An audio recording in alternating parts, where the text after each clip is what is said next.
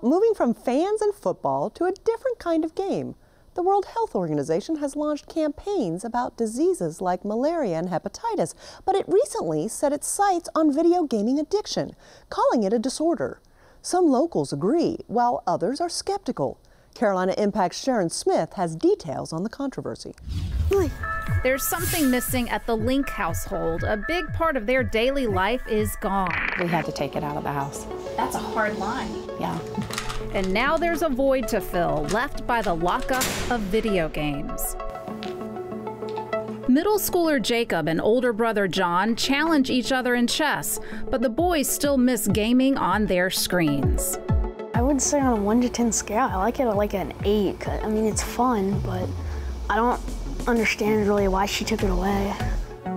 Several weeks into a digital detox, they are learning a new normal. I'm excited for the changes that I've seen in the last 6 weeks. You know, they're still having a hard time. Maureen, a nurse practitioner, says first gaming was just entertainment. Then it became a discipline issue. It created a tremendous amount of conflict in our home. Gaming dominated free time and conversations. They had battles over time limits. It's hard to think of another activity the kids are engaging in that they become that disobedient, that disrespectful. They wouldn't do that about basketball or lacrosse or anything else that we love for them to be interested in doing. The Lynx needed help. That's where families managing media came into play. Maureen found the resource online, attended a lecture. It all clicked. If you're a coach and you coached a losing season, you would go to your team and you would say, hey guys, we got to regroup. We got to get back to the basics. Let's just, okay, that was not a good year. Let's just get together. And that's our role as parenting. She looked at the research, reassessed, and made changes recommended by families managing media and founder Melanie Hempy. She's a mother of 4 with no gaming in the house. It's not about being extreme, and that would never work anyway, but it is about balance. Her best example is her own son, Adam, now 26. Gaming took over his life at a young age. With Adam, I didn't understand how damaging spending hours a day on a video game could be to a young boy. For his part, Adam says gaming as a kid was social, competitive, and rewarding. He compares it to a drug, always wanting more. Because, you know, you're leveling up, you're getting new equipment for your character, you're progressing, or you think that you're progressing, and when you start getting addicted, everything else in your life just starts getting duller and duller.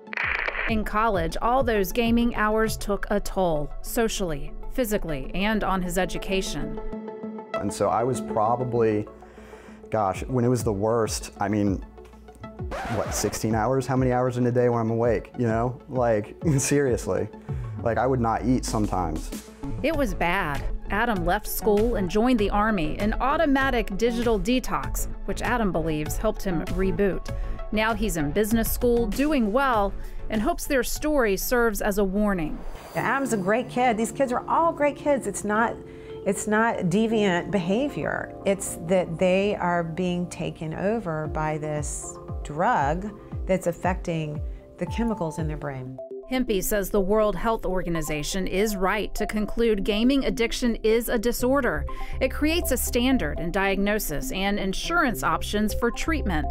A diagnosis means a gamer's personal, family, social, work, or school life has been severely affected over an extended period of time. Not everyone is on board. Video games are an exceptionally good babysitter, and that's not an excuse to call it a disorder.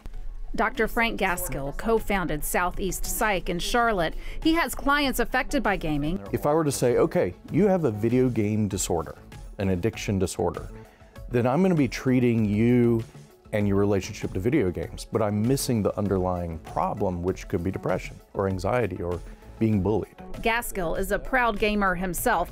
There, okay, so that's who just killed me.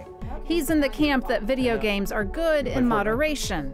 He's written articles about why parents should game with their kids to engage and understand the content. See, he's building a barrier, man. And there are times where you're going to say, you know what, we're going to go without electronics for a week.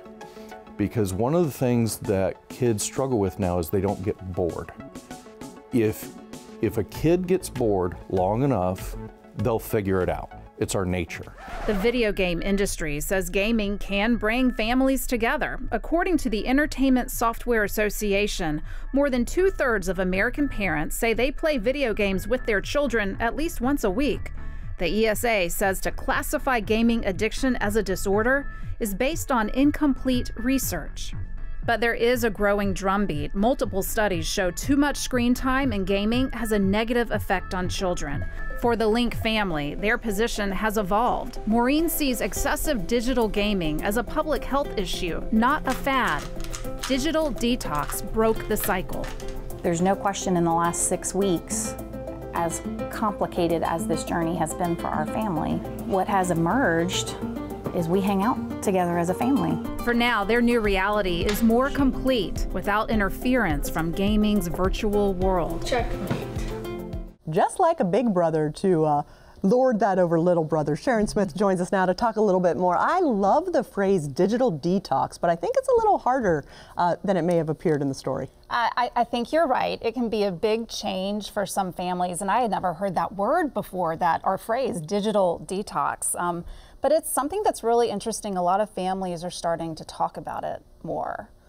And when you do, I'll tell you, even with a 17-year-old, the worst thing I can do to him, if he needs to be grounded, is take away his phone. Right. I mean, there is huge power in that. You'd think I was abusing him in some way. Let's talk a little bit. I'm so sorry. Yeah. What are those signs that we need that?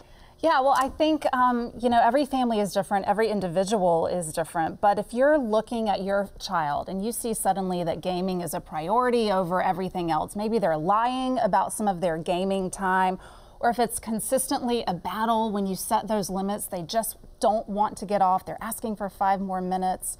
If they're just not paying attention to the consequences, then maybe you do need a digital detox or some type of intervention for your family. Let's talk a little bit. It was interesting in your story to see that the World Health Organization wants to label it one way and some other experts label it another way. What's the real purpose from the World Health Organization? Is it something about a standardizing care? I think that is definitely part of it. And in some parts of the world, we see this as a bigger problem than in America, but I think we are all starting to pay attention, right? And so with the World Health Organization doing this, it does create a standard of care and it opens up those insurance options for families. But on the American side of it, the medical community here, not everyone is on board. There's still a call for research from the American Academy of Pediatrics and other organizations that say there's definitely a problem, but let's take some more time and really look into it more. Lots of good information. Sharon Smith, we appreciate this information so much. Yeah, I learned a lot. We all do.